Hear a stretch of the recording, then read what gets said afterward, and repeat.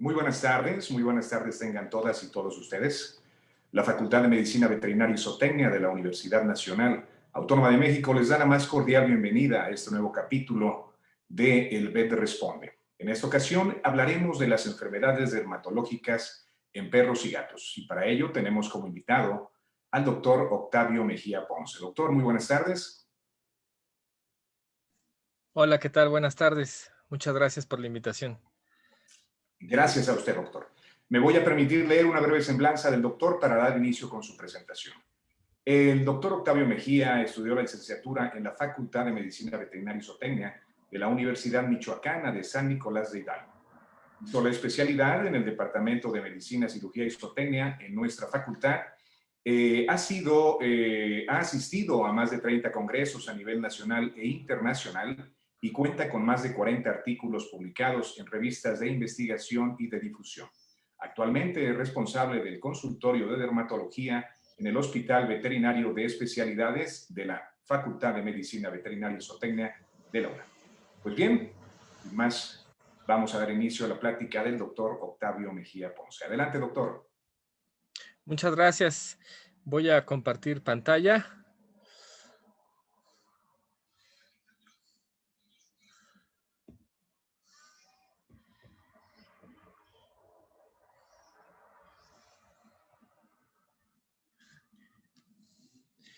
Bueno, buenas tardes a todos. Le agradezco mucho su presencia a esta pequeña charla sobre enfermedades de la piel en animales de compañía, específicamente perros y gatos. Es muy importante considerar que las causas principales de consulta por las que se acude a revisión, refiriéndonos obviamente a enfermedades de la piel, hablamos sobre todo de estas 4 aspectos principales. No quiere decir que sean los únicos, pero definitivamente sí son los más comunes. La pérdida de pelo, prurito o comezón, cambios en la pigmentación, ya sea del pelo o de la piel, y la presencia de nódulos y tumores. Insisto, no son los únicos, pero sí los principales.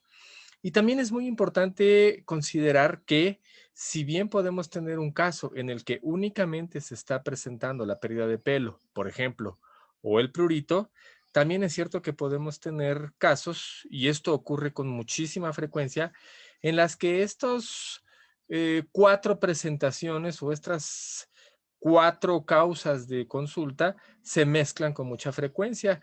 Es decir, además de que el perrito se está rascando, pues está perdiendo el pelo y la piel está presentando cambios en la pigmentación y quizás estén presentando pequeños abultamientos, etcétera, etcétera. Sí, pero esa parte es muy importante considerarla. Es frecuente que se superpongan entre uno y otro, pero abordarlos por separado quizás nos pueda a nosotros ayudar a entender la magnitud de lo que pueden en un momento dado pueden llegar en un momento dado a tener cada uno de estos signos y qué se puede hacer al respecto. ¿Sí? La alopecia, pues como su nombre lo indica, es la pérdida de pelo. Esto puede ocurrir en un solo sitio, puede ocurrir en muchos sitios, en forma generalizada, de una manera muy contundente, que pues obviamente la zona aparece sin nada de pelo, o de una forma difusa. El folículo piloso, aquí se esquematiza, perdón, es un pequeño organito dentro de la misma piel. En este organito se encuentran células con un comportamiento pluripotencial, es decir, pueden formar diferentes estirpes celulares bajo las circunstancias apropiadas. Es muy importante considerar que este organito, el folículo, que se llama folículo piloso, inicia su formación durante la embriogénesis, durante la formación de un embrión, y culmina poco antes del nacimiento.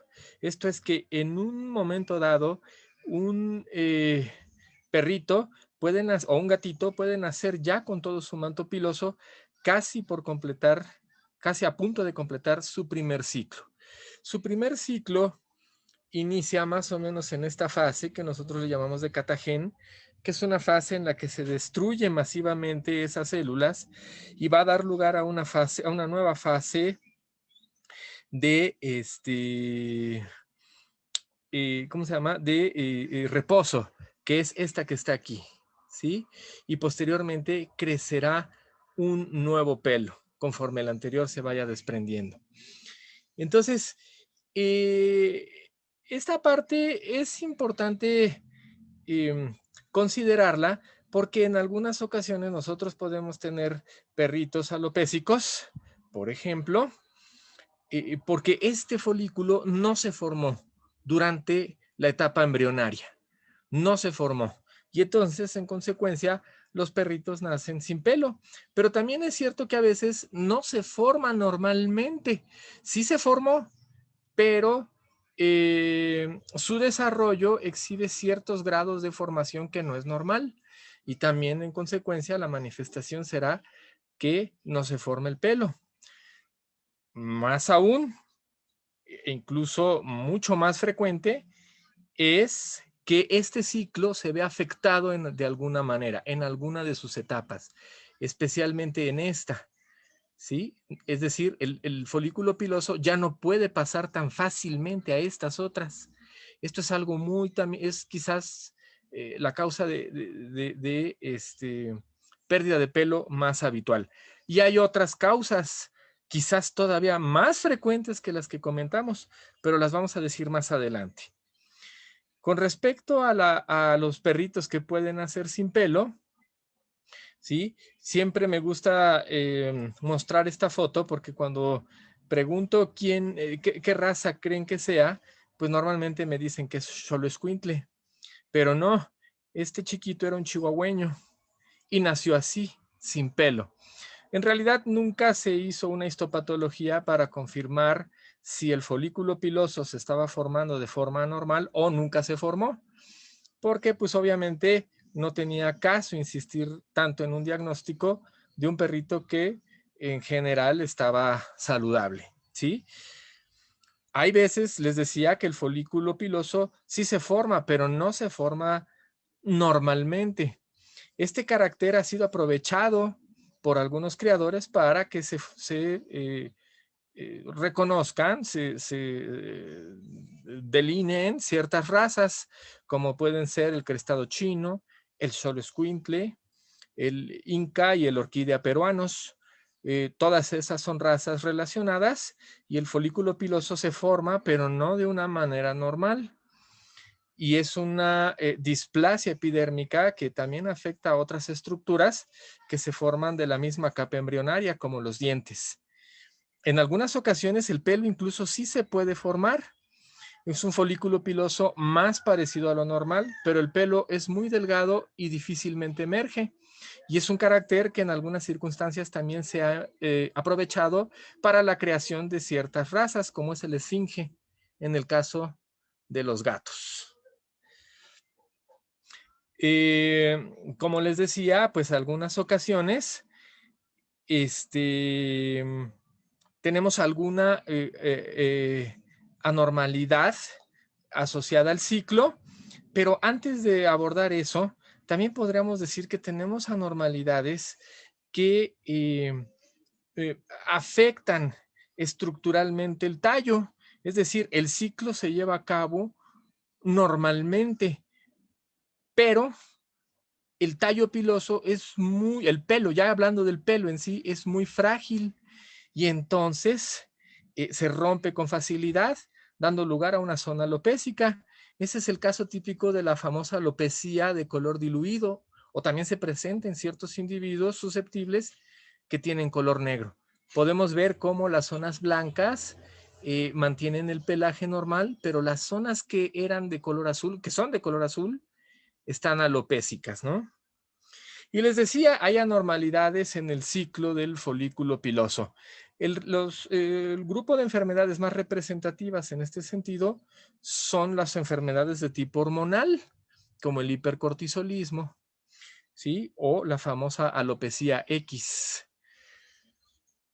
Y también comentábamos que hay otro grupo quizá todavía más frecuente, de alopecia. Y es común que esas causas, estas otras causas de alopecia, también se correlacionen con otros signos, por ejemplo, el prurito o cambios de pigmentación. Y pueden ser localizadas, como vemos en la foto. En este caso, este paciente no se rascaba y vemos cómo las lesiones se van pigmentando con el paso del tiempo, porque esa pigmentación es una respuesta de la piel. ¿Qué caracteriza como grupo a este conjunto tan amplio de enfermedades? Una reacción inflamatoria. ¿Dónde asienta la inflamación? En el folículo piloso.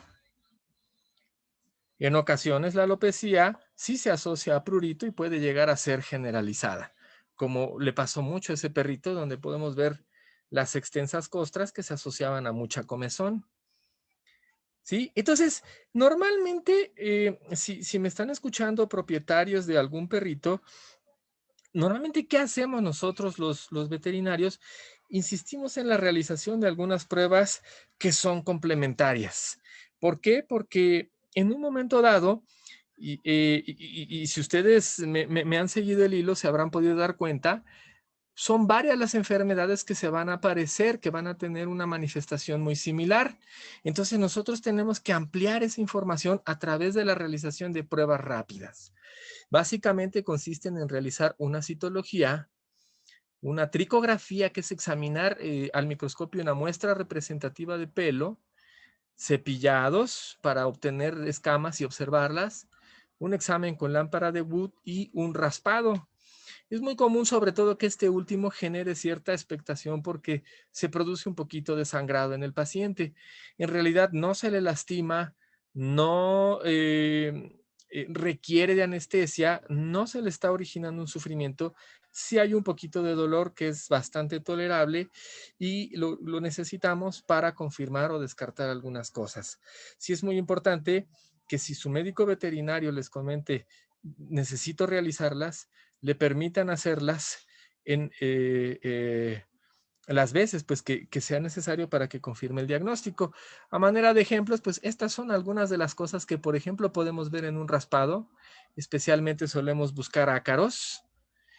Estas son algunas cosas que podemos ver en una tricografía. ¿Sí? Entonces, sí es muy importante que le den esa oportunidad a su médico veterinario. Y si algún colega me está escuchando, pues es muy importante que estas pruebas las lleven a cabo todas. Es muy común que no se les brinde la importancia que en realidad tienen y se omitan. Y esto, pues, lo único que va es en perjuicio de llegar a un diagnóstico oportuno para nuestro paciente y, pues, por ende, un tratamiento. Con respecto al prurito, pues, ya lo comentábamos, es la comezón, ¿no? Que el paciente se esté rascando. Y muchas veces esto puede ir acompañado de alopecia o incluso si el problema es crónico, con cambios en la pigmentación. Si el problema es severo, obviamente el paciente empezará a manifestar una gama muy amplia de lesiones dermatológicas relacionadas todas con la comezón, aunque no todas dicen exactamente lo mismo. Hay lesiones que son muy específicas de la comezón y hay lesiones que indican complicaciones derivadas de esa comezón, especialmente aquellas que tienen que ver con infecciones cutáneas. ¿Sí?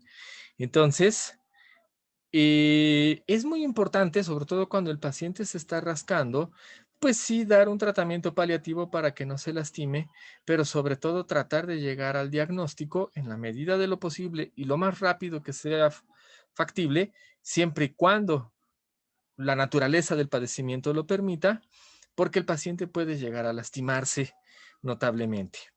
Hay casos, sin embargo, que el paciente no manifiesta ninguna lesión, y sin embargo la comezón es mucha, ¿no? Y no está tirando pelo, no hay zonas alopécicas, no hay ninguna lesión, solo hay mucha comezón. Recordemos que el paciente, un perro, un gato, manifiesta comezón al rascarse, al frotarse, al lamerse, al mordisquearse. En la medida que hace todo eso, es es muy factible, no, la comezón no es la única causa, pero es factible que lo sea. Como podemos ver, las lesiones derivadas de una comezón excesiva pueden ser generalizadas o localizadas si es que se llegan a lastimar. Una causa muy frecuente de comezón, muy frecuente, probablemente sea la enfermedad de la piel más común, sea la dermatitis atópica, ¿sí? Que no es exactamente lo mismo que una alergia, pero el componente alérgico está presente con mucha regularidad y ofrece una verdadera dificultad para el veterinario y para el propietario poder manejarlo exitosamente. Por su parte, los cambios en la pigmentación, ¿sí? Pueden llegar a ser congénitos, ¿sí? Y a veces inofensivos. Le pasa mucho a los gatos anaranjados que empiezan a llenarse de pecas en la zona de sus ojos, en sus párpados, perdón, alrededor de sus labios, en algunas partes de la piel, los pabellones auriculares.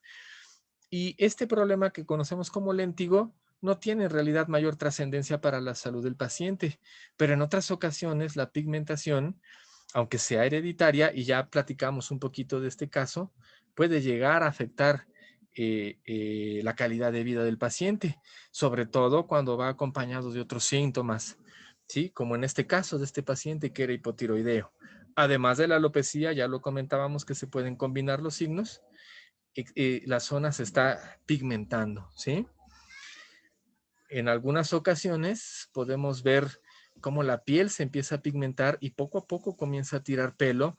En una etapa, la pigmentación surge en una etapa más o menos temprana del proceso inflamatorio, como es en el caso de cierto tipo de sarnas, o inclusive llegar a tener lesiones que semejan un léntigo, pero que no lo son. Por ejemplo, el léntigo, en el caso de los perros, aparece más a menudo cuando el perrito es grande, ya es mayor. Y sin embargo, en este caso, vemos cómo estas lesiones que parecían léntigos empiezan a juntarse y forman una gran mancha negra que desafortunadamente para esta perrita pues era una neoplasia muy agresiva. A veces los cambios de pigmentación son al contrario, la piel no se hiperpigmenta o el pelo, sino se hipopigmenta y puede ser un evento que surge relativamente rápido, como en el caso del vitiligo. Entonces, es muy importante que consideremos qué podemos hacer nosotros. Y en términos generales, yo creo que la primer parte que podemos hacer para mantener un manto saludable es no preocuparnos extremadamente por eso y estarlo bañando y suplementando en exceso al paciente con tal de que tenga un pelaje muy bonito. ¿Sí? La mayor parte de los suplementos grasos y vitamínicos van a incidir muy poco en la calidad del pelo.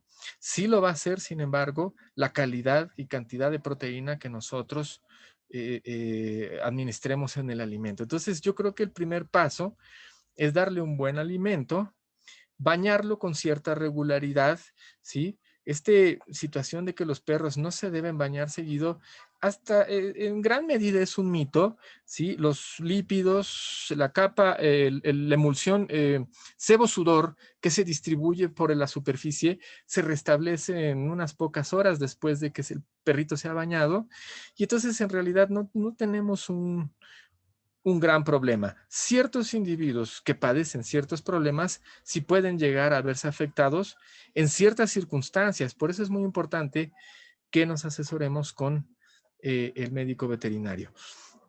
El cepillado regular no tiene que ser tampoco excesivo, puede ayudar a mantener al perrito en buenas condiciones. Y también es muy importante tomar en cuenta que ese ritmo que yo les mostré en las primeras diapositivas del ciclo del folículo piloso, se puede ver afectado notablemente más que por duración de horas luz, por el suplemento de grasas. Miren, ustedes tendrían que dar un alimento malísimo en grasas para que se manifieste esa deficiencia. Tiene que ser un alimento de muy mala calidad. Entonces, más que eso, se puede ver afectado, ya les decía, por la calidad y la cantidad de la proteína y sobre todo por eventos de tipo emocional. Entonces, es muy importante que le demos la oportunidad al médico veterinario de abordar gradualmente los casos que se tengan que abordar gradualmente para poder intervenir de la forma adecuada. ¿Sí? Hay casos que son de veras muy difíciles de tratar y por lo mismo, y de diagnosticar, y por lo mismo van a demandar tiempo para que esto pueda llevarse a feliz término.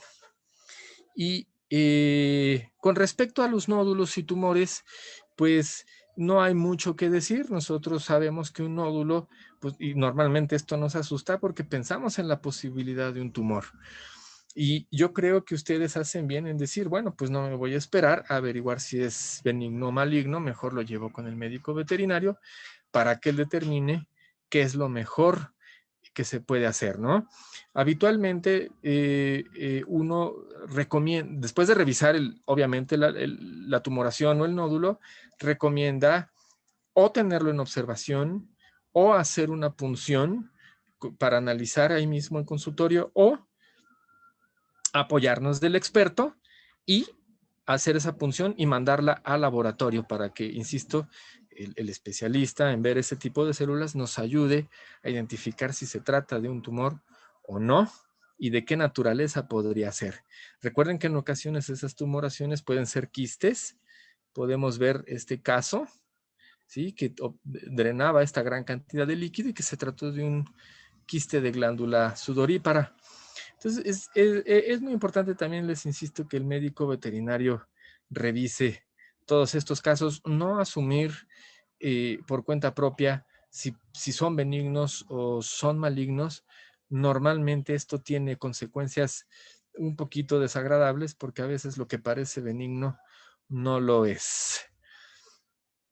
Y espero que esta pequeña charla les haya sido poquito útil y quedo a sus órdenes para responder dudas y preguntas. Muchas gracias. Comentarios, perdón. Muy interesante su plática y vamos a dar inicio a la sesión de preguntas y respuestas. Rubén Rivera nos comenta que su perro tiene la panza negra, que si lo debe de llevar al veterinario y si es peligroso. La mayor parte de los casos de que se pigmente la piel del abdomen no se deben a lo que yo les mostré. Lo que yo les mostré fue un caso raro, muy pocos ocurren por fortuna. La mayoría de las veces tiene usted que observar si esa pigmentación se está asociando también a un engrosamiento de la piel. La piel, si se empieza a engrosar, comienzan a marcarse unas líneas muy tenues que corresponden a los surcos cutáneos. Pues normalmente si eso ocurre es que hay un proceso inflamatorio y eso es lo que hace que la piel se pigmente. ¿Sí? Habría que ver si su perrito se está rascando, y en un momento dado determinar la posible causa. Una causa muy frecuente con una piel del abdomen hiperpigmentada, engrosada, con esas líneas cutáneas marcadas, que es una lesión que le llamamos liquenificación. Una causa muy frecuente pues son las alergias. Entonces, en pocas palabras, sí vale la pena que lo lleve con su médico veterinario para que él realice las pruebas que comentamos y determine la causa y el tratamiento que mejor, los más oportunos. Gracias, doctor. Fabiola Pérez, ¿por qué se recomienda alimento que contenga cordero cuando hay problemas en la piel? Bueno, esto es uno de esas costumbres que se van arraigando y que con el paso del tiempo se convierten a veces en un mito. Cuando el paciente es alérgico, las alergias son un problema muy difícil de En primera de diagnosticar y en segunda de controlar. ¿Por qué de diagnosticar? Porque muchas enfermedades, muchos otros padecimientos de naturaleza parasitaria, por ejemplo, se pueden llegar a parecer mucho a una alergia. Entonces, primero hay que descartar otros problemas que se parezcan a una alergia. Y una vez que nosotros ya sabemos que nuestro paciente es alérgico, si usted se fija, yo platiqué de control, porque normalmente no se curan. Cuesta mucho trabajo tratarlas porque disponemos de pocos medicamentos que sean rápidos y contundentes en su efecto. La mayor parte de los medicamentos con los que contamos son lentos y muy parciales en su efecto, ¿sí? Entonces, en realidad, para que controlar la comezón rápido, de las que es típica de las alergias, tenemos cortisona, Apoquel y Cytopoint. Y no tenemos en realidad más opciones que actúen así rápido y de forma muy contundente. Y a veces estos fármacos pueden llegar bajo ciertas circunstancias a fallar. Entonces, llega un momento dado en que se hace deseable encontrar los alergenos y ver si podemos quitarlos de la vida del paciente. Si yo puedo, si es alérgico a cierto ingrediente o cierto alimento, pues si yo se lo quito, espero, es lo lógico, ¿no? Que esté considerablemente mejor. Y desafortunadamente no tenemos muchas pruebas es decir, no tenemos una sola prueba, es lo que quise decir, perdón, una sola prueba que nos diagnostique todos los alergenos. Nosotros los dividimos en 3 grupos principales: alimentarios, de contacto y aéreos, ¿sí? Que son parte del polvo ambiental.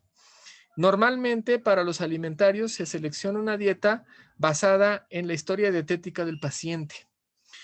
Hace muchos años se asumía que la carne de cordero es hipoalergénica por sí misma, y es una creencia que se ha arraigado mucho. Nosotros sabemos que la alergenicidad de un alimento no depende de su origen, sino de la longitud de la proteína. Entre más grande es la proteína, más factible es que sea alergénica. En otras palabras, podemos tener pacientes alérgicos al cordero. Entonces, es incorrecto. Si yo quiero hacer una prueba dietética para descartar alergia al alimento, de entrada mandar cordero. Lo mejor sería tomar la historia dietética del paciente y con base en esa historia seleccionar los ingredientes o el tipo de alimento más idóneo para tal prueba. Muchas gracias, doctor. Lorenzo Serna Silva nos pregunta que con qué frecuencia se deben de bañar a los perros. Sí, bueno, esta es una pregunta que genera frecuentemente muchísima polémica.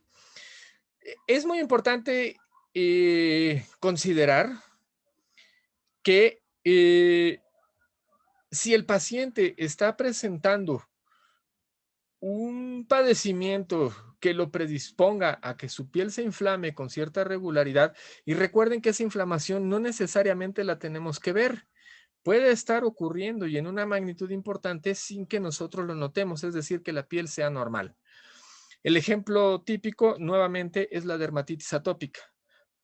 Les insisto, aunque no es lo mismo, se suelen manejar como si fuera alergia, como si fueran lo mismo. Entonces, normalmente un perro alérgico,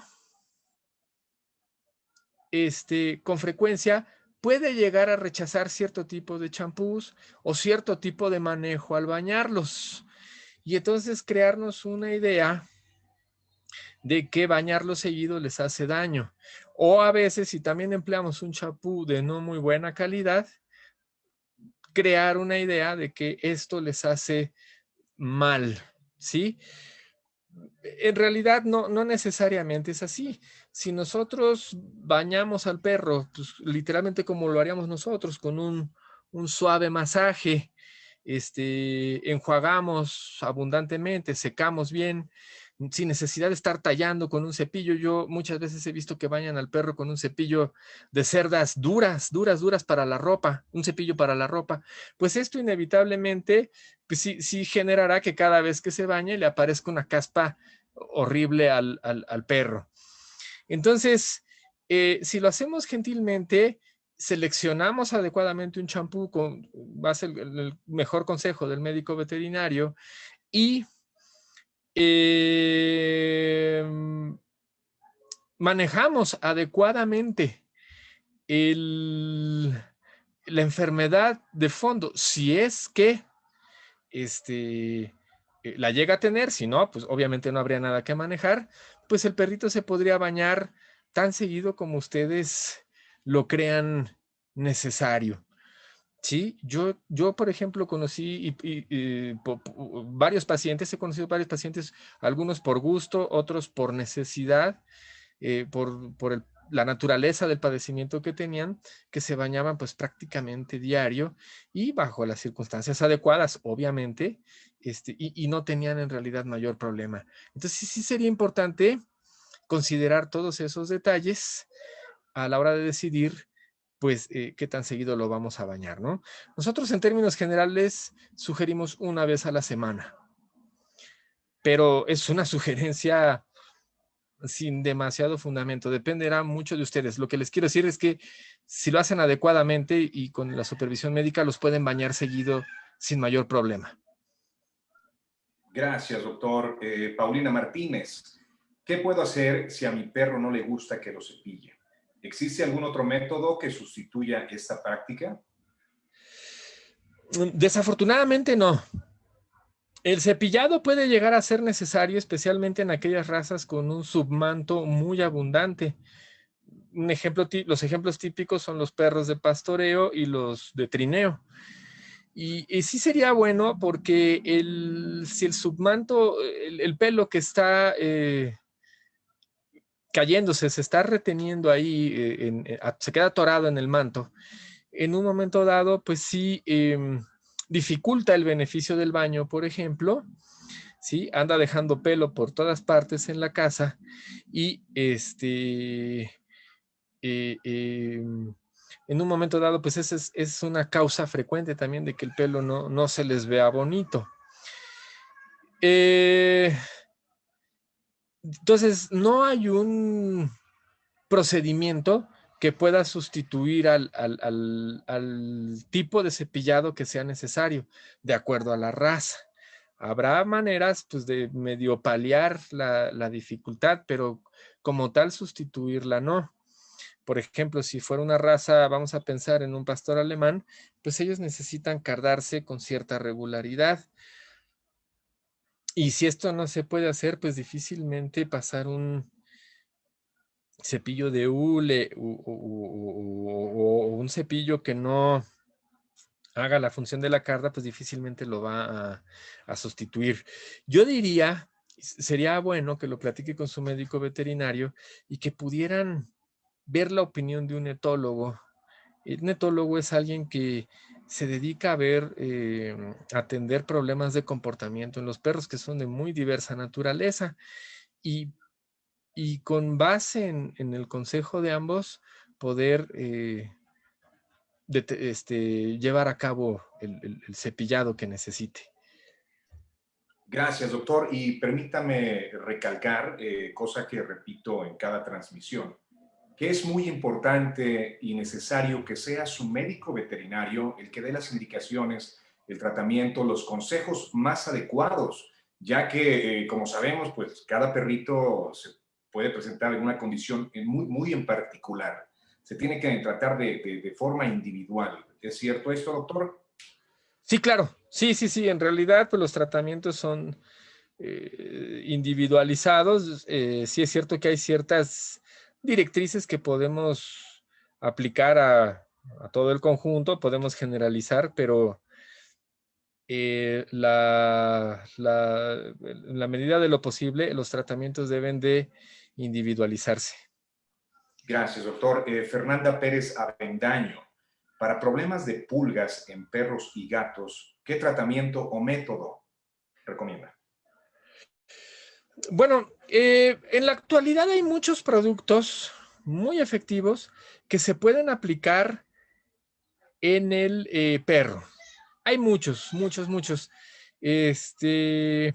Incluso de baja toxicidad y con periodos de acción muy razonables.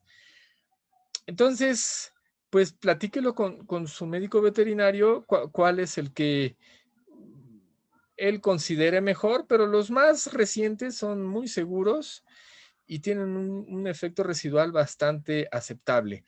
Hay una consideración muy importante que siempre hacemos los veterinarios cuando hay un problema de pulgas, especialmente si es recidivante, ¿sí? Si se le quita con el tratamiento, pero al poco tiempo otra vez lo tiene y se le quita, pero al poco tiempo otra vez tiene pulgas. Y es que las pulgas adultas son las únicas que vamos a ver en el perro. Es decir, en el perro no se desarrolla ni el huevecillo, ni la larva, ni la pupa. La pupa es una especie de crisálida, vamos a llamarlo así, que sufre una metamorfosis y a través de esa pupa emerge una pulga adulta joven, ya como la conocemos.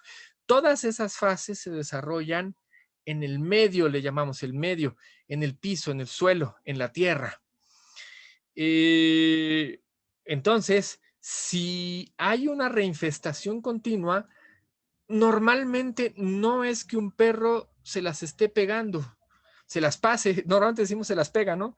Se las pase, brinquen de un perro o de un gato al perro afectado. Normalmente el perro entra a un ambiente infestado.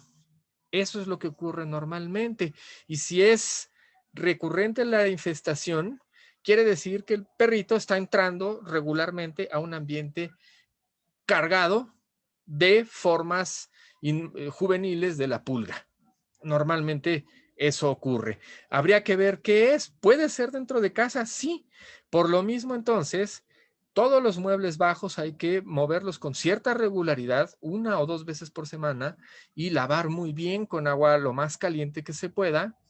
Todos los aditamentos que tiene el chiquito, lavarlos bien con agua caliente, tenderlos al sol. Esto mata al huevecillo y a la pupa, que son las fases más resistentes de la pulga. Se puede poner con bastante espacio, no seguido, algún insecticida, ¿sí? Si solo se tienen perros, las piretrinas son muy seguras. En el caso de los gatos hay que tener un poquito de cuidado. Quizás se puedan emplear las piretrinas, pero hay que evitar que el gatito entre en contacto al menos 24 horas después de la aplicación, porque el gato sí puede llegar a ser susceptible a este fármaco. Y si se tiene alfombra, aspirarla lo más seguido posible, muebles, ¿sí? También a veces podría ser el parque. Los parques son lugares muy habituales de reinfestación.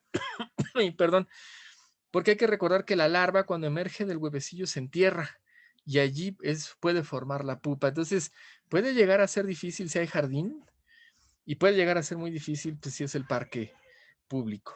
Ahí quizás lo mejor sea, si es jardín, pues a veces puede valer la pena revolver la tierra y las partes profundas, exponerlas al sol, o bien ponerle, aparte del producto X que le pongan al perrito, que a veces ya tendría que ser permanente, un collar antipulgas que pueda permitir un efecto residual más prolongado, ¿sí? Muchos de esos casos sí tenemos hasta cierto punto que acostumbrarnos a de vez en cuando ver 1 o 2 pulgas. Sin embargo. Gracias, doctor. Nicole Mejía González nos dice que su gato tiene una pigmentación leve y parcial en el ano, que si eso es normal. Pues sí habría que revisarlo. Eso sí habría que revisarlo. Porque, como les decía, las pigmentaciones pueden llegar a ser congénitas. Permítame tantito. Ya, perdón. Ahora sí ya lo vemos, doctor. Sí, se estaba oscureciendo. Se pueden llegar a ser congénitas y en ese caso, como les decía, el caso del léntigo, pues no necesariamente indican algo anormal. Sin embargo, les decía que también pueden ser postinflamatorias. ¿Sí? Cuando la piel se inflama, es muy común que surja de forma secundaria una pigmentación. Esto tiene un fundamento de protección, ¿sí? Entonces sí sería bueno, si le llama la atención el hecho de que antes no lo tenía pigmentado y ahora sí, que lo lleve con su médico veterinario. Gracias, doctor. Viri Da, ¿el color del pelaje es un factor para tener problemas de pelaje? Yo tengo 3 cocker y solo el que es color miel tiene problemas de piel. Y otra que ya murió igual era color miel y tenía problemas en la piel. En este caso, ¿el color es determinante de alguna enfermedad, doctor, en los cockers? Bueno, normalmente no es algo que tengamos documentado así como tal. Yo le podría decir en mi experiencia que he visto cocker negros, blancos, caoba, etcétera, etcétera. Recordemos que los cocker, la mayor parte de los cocker que tenemos en México, el que luego se le dice de forma de broma, cocker mexicano, pues tienen una gama de colores muy amplia. Pero me ha tocado ver cocker de una línea de pureza racial pues muy definida, como ya sea inglesa o americana, y no me ha tocado ver una relación con el color. En realidad no me ha tocado ver una relación con el color. O sea, me ha tocado ver de todo y todos ellos con ciertos problemas. A lo mejor es una coincidencia. Podríamos pensar que a lo mejor coincidió. Lo que sí le puedo decir es que el cocker, eso sí lo hemos visto y está documentado. Diría yo que la experiencia de un servidor, digamos, es acorde a lo que normalmente documentan clínicos estadounidenses, canadienses, europeos, en el sentido de que el cocker es predispuesto a sufrir dermatitis atópica y entonces tienen una serie de inflamaciones, lesiones costrosas, infecciones recurrentes, ¿sí? O también pueden ser predispuestos a sufrir de hipotiroidismo. En primer lugar, dermatitis atópica y después hipotiroidismo. Digamos que son dos problemas muy frecuentes. Otitis. Eso de que el cocker sufre otitis porque el oído es péndulo no es así. El cocker sufre con frecuencia de otitis porque es predispuesto a sufrir dermatitis atópica. Y ya el hecho de tener un oído péndulo, pues normalmente complica las cosas. Pero el problema que lo predispone a padecer otitis es la dermatitis atópica. Gracias, doctor. Giovanni Solís pregunta que si la inmunoterapia puede funcionar para alergias y en qué consiste. Bueno, teóricamente, bueno, es importante comentar que sería la única manera de intentar modular, de intentar regular la respuesta inmune que está alterada, vamos a llamarlo así, que está ocurriendo de una forma no fisiológica en el paciente con dermatitis atópica. Entonces, la inmunoterapia sería la única forma de tratar de intervenir médicamente en la modulación de esa respuesta, ¿sí? No es con fármacos, porque pues, los fármacos no la están modulando.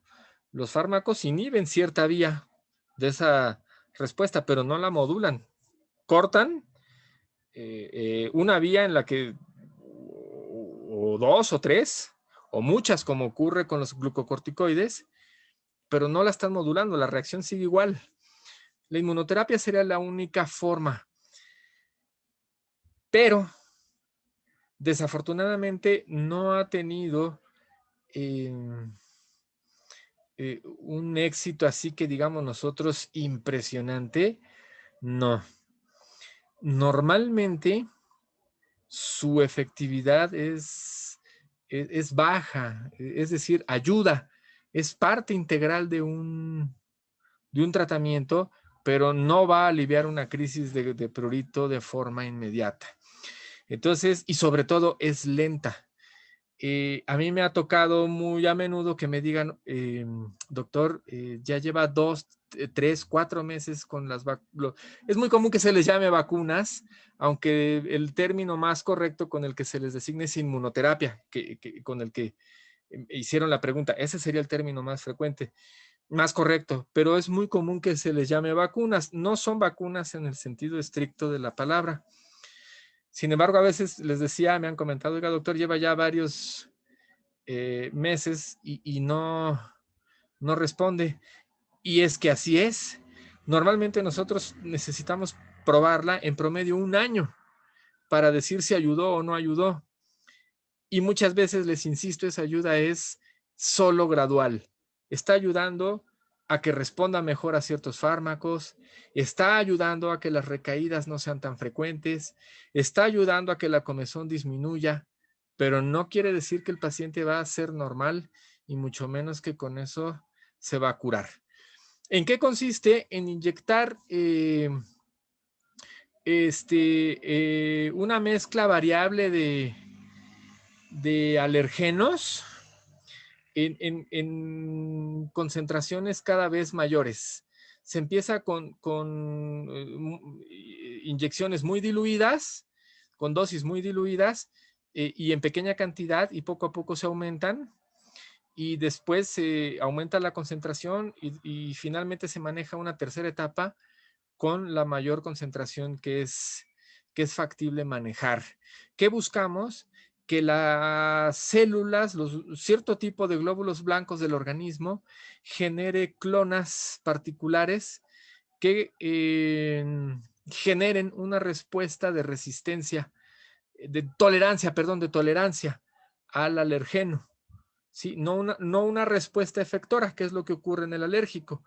Efectora me refiero a que genere una respuesta clínica, por eso se rasca, sino de tolerancia, es decir, que le diga al resto del sistema inmune, esta sustancia es inofensiva y no nos va a hacer daño. Gracias, doctor. Marlene Santos nos pregunta qué tan recomendable es el uso de corticosteroides para el tratamiento en problemas de piel. Bueno, los corticosteroides son el fármaco más efectivo para controlar la mayor parte de los casos que se caractericen por tener comezón. Pero ojo con esto, muchos problemas que causan comezón, por ejemplo, pensemos en una sarna sarcóptica que normalmente se caracteriza por ser muy pruriginosa.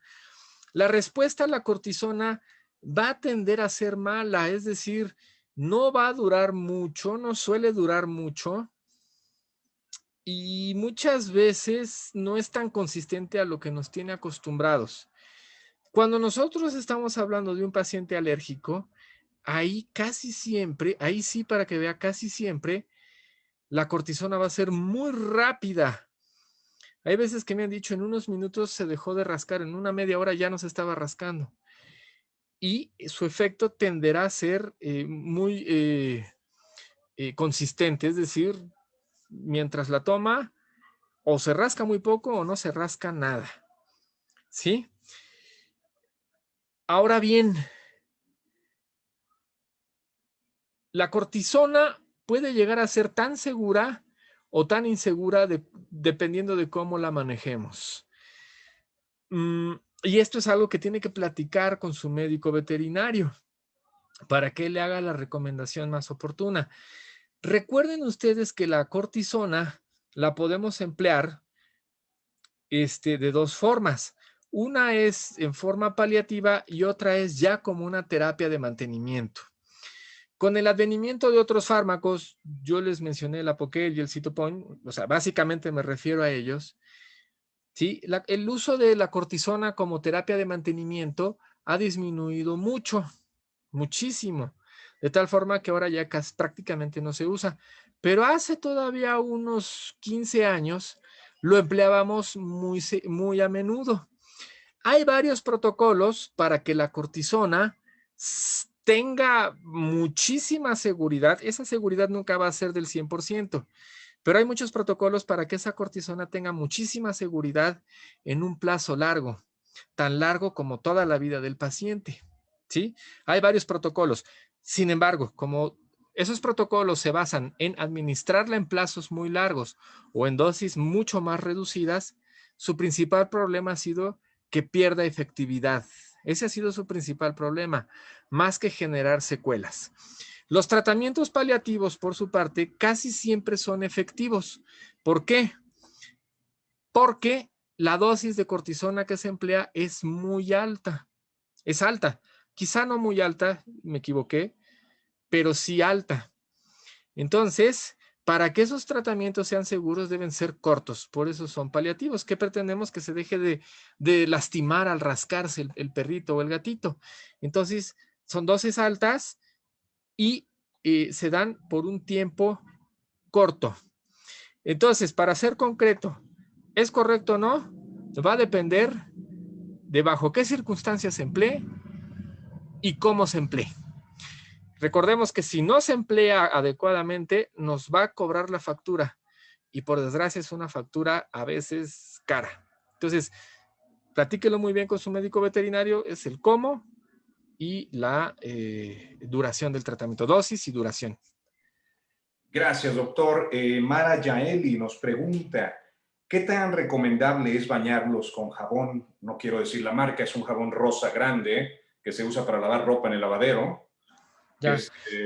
Lo comento ya que he visto que diferentes médicos veterinarios lo recomiendan para dermatitis por contacto. Pues en realidad a mí me ha tocado ver que lo recomiendan colegas para muchas cosas. En realidad a mí no me gusta. Si digo, atendemos al comportamiento del jabón, les ruego una disculpa por el ruido. Si atendemos cómo nos va, si nos estamos lavando la mano frecuentemente con ese jabón, pues vamos a ver que nos va a tender a secar mucho. Hay jabones que pueden llegar a provocar muchísima sequedad. Por eso les decía, cuando me preguntaban, ¿se pueden bañar seguido? Pues también va a depender un poquito del tipo de champú que utilicemos, ¿no? Entre más corrientito es el champú, pues normalmente más chance tiene de generar ese efecto. ¿Sí? Pero también lo comentaba, si hay un problema de fondo, por ejemplo, yo que soy atópico, incluso ciertos champús, ciertos jabones que a mucha gente ya no son ese jabón para la ropa, sino son otros jabones de marcas más conocidas, más prestigiosas, que se usan ya para lavar las manos regularmente. Yo que soy atópico, me generan muchísima sequedad, es a lo que me refería. Cuando hay una enfermedad de fondo, a veces se tiene que cuidar también ese aspecto. Yo particularmente, y por desgracia, tengo que atender a ciertas marcas en particular para que esa sequedad no sea tan severa.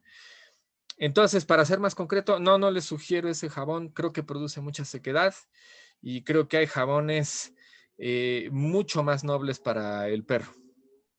Gracias, doctor. Tenemos tiempo para 2 preguntas más. Andrew Duarte dice que a su clínica veterinaria le llegó un caso. Cruza de Yorkie, 14 años. Durante 10 años tuvo un absceso mal cuidado, con piel viva expuesta, ya que tenía diagnóstico de cáncer según su doctor. Actualmente está siendo tratado, pero no sabemos el verdadero origen del padecimiento. Es en el miembro pélvico izquierdo. Ha estado supurando pus y coágulos, además de un olor desagradable. Se trata apretando, sacando todo lo posible y con antibiótico para desinflamar. Sí se ha desinflamado, pero no lo necesario. ¿Podría ser que alguna dermatitis no tratada que hubiera agraviado suficientemente para provocar un absceso? También pienso que lo inyectaban mal y por eso se le hizo dicho absceso. Bueno, doctor, aquí la verdad es que varias de las hipótesis que está planteando son factibles, pero desafortunadamente sí tiene que revisarlo con mucha precaución, porque o sea, si estamos hablando de una lesión que tiene un trayecto fistuloso y que está drenando de manera recurrente o continua, exudado purulento, sanguíneo purulento, o de las características que sea, pero ese trayecto fistuloso es permanente, puede llegar a afectar notablemente, sobre todo la calidad de vida, rara vez la vida del paciente. Pero varias de las hipótesis que está comentando son factibles. Tiene que haber un acercamiento muy gradual al caso, ¿sí? Muy sistemático, que involucra varios estudios, varios estudios y varios de ellos necesitan gente muy especializada,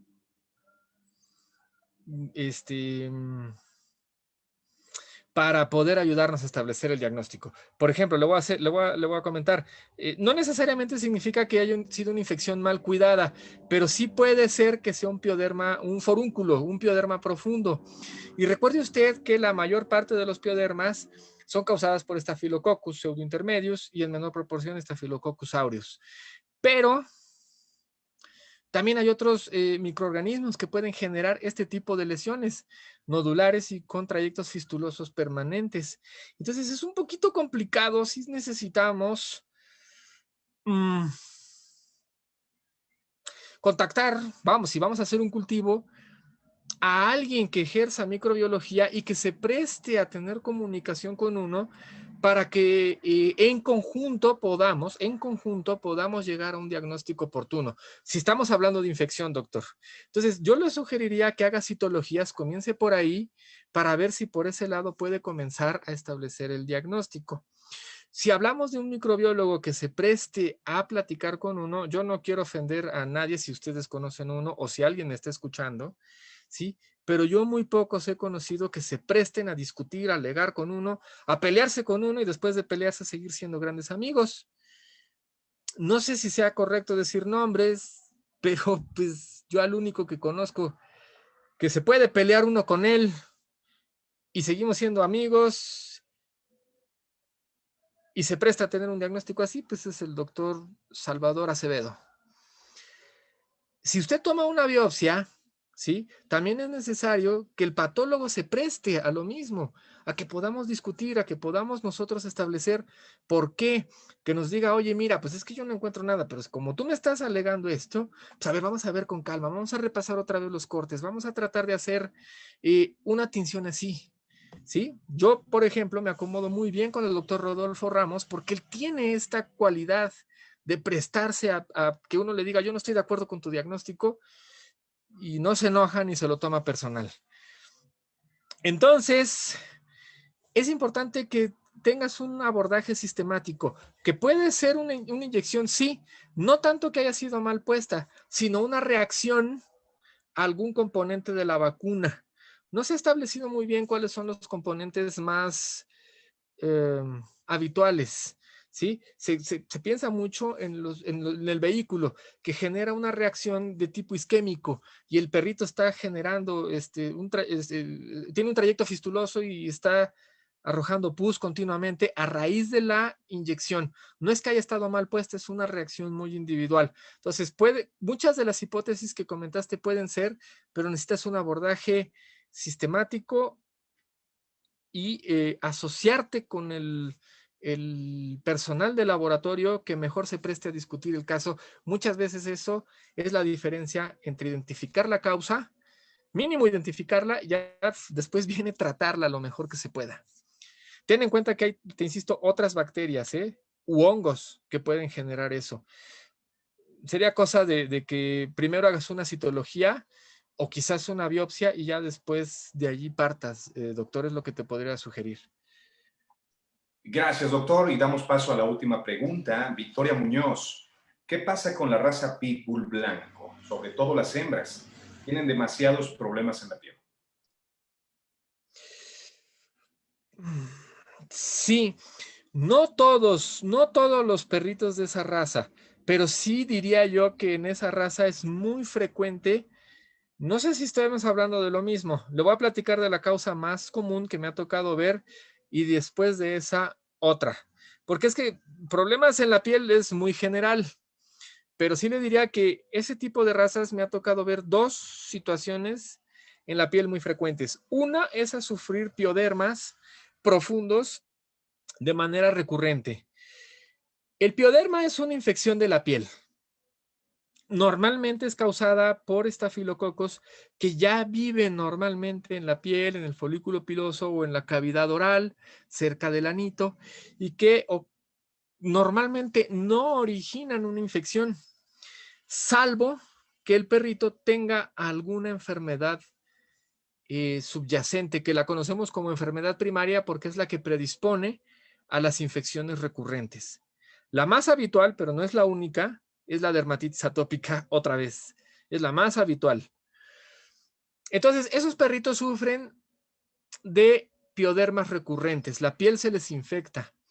Pero dentro de ese grupo, déjeme decirle que esas razas tienen cierta predisposición a sufrir dermatitis atópica. Ahora, dentro de los individuos susceptibles a sufrir dermatitis atópica, hay un grupo de perros que la reacción de la piel a la bacteria es exacerbada, es muy severa. La mayor parte de esos perros desarrollan forúnculos que se ven como si fueran grandes granos, pequeños o pequeños nódulos, dependiendo de cómo lo querramos ver, y que luego es muy común que el propietario diga explota, revienta y drena una gran cantidad de exudado, y es muy frecuente que esa herida cicatrice, deje una cicatriz, quede con cierto grado de alopecia esa lesión. Cuando se juntan muchas, la alopecia ya es muy notoria. Esas lesiones es muy común que este tipo de perros lo presente en la cabeza, en el cuello, la parte dorsal, en el tronco, en el dorso del tronco y la superficie lateral de las extremidades y los espacios interdigitales. Eso es muy común. Entonces, si fuera ese el caso de su perro, no necesariamente los blancos, puede ser casi cualquier color, prácticamente cualquier color. Si lo presenta su perro, entonces lo que tienen que atender es, por un lado, la enfermedad primaria y por otro lado, pues el pioderma superficial, el pioderma profundo, perdón. ¿Sí? Es como si esos perros tuvieran tres problemas: la enfermedad primaria, el pioderma recurrente y el hecho de que ese pioderma recurrente sea profundo. ¿Sí? Ahora bien, hay otro problema que sí es de piel que es muy frecuente también en esas razas, y ahí sí para que vea de color blanco, que son las lesiones inducidas por la exposición a la luz solar. Son perritos que les gusta tomar baños de sol y comienzan sufriendo pues ciertos grados de enrojecimiento. Con el paso del tiempo, esa piel se comienza a inflamar, ya comienza a haber comezón, ¿sí? Comienza a haber cierto grado de inflamación. Con el paso del tiempo comienza a haber ya lo que se le llama una queratosis solar. Ya son daños más específicos inducidos por el sol y desafortunadamente esos cambios pueden quedar pues ya así como una dermatitis, un proceso inflamatorio, pero a veces con el tiempo, no es luego, con el paso de los años, pueden dar lugar a tumores inducidos por la exposición a la radiación ultravioleta del sol, principalmente carcinoma de células escamosas y el hemangiosarcoma cutáneo. Y ese sí se suele asociar a esos perritos de color blanco y es muy frecuente dentro de muchas razas de piel blanca y pelo blanco ver este tipo de perritos con ese problema. Muchas gracias, doctor. Pues desafortunadamente se nos acabó el tiempo, quedaron bastantes preguntas por contestar. Haremos lo posible por darles respuesta. Agradecemos su participación, doctor Mejía, en este capítulo del VET Responde. Agradecemos a todos los que estuvieron conectados del otro lado de su computadora en esta sesión y los esperamos el próximo miércoles a la misma hora por el mismo canal. Muchas gracias. Doctor. Gracias a usted. Y también quiero creer que no va a ser la primera ocasión que nos acompañe para tratar este tipo de problemas, estas inquietudes y este tema. Doctor, muchísimas gracias y nuevamente buenas tardes a todos. Hasta luego. Con todo gusto, muchas gracias. Hasta luego. Hasta luego, doctor. Gracias.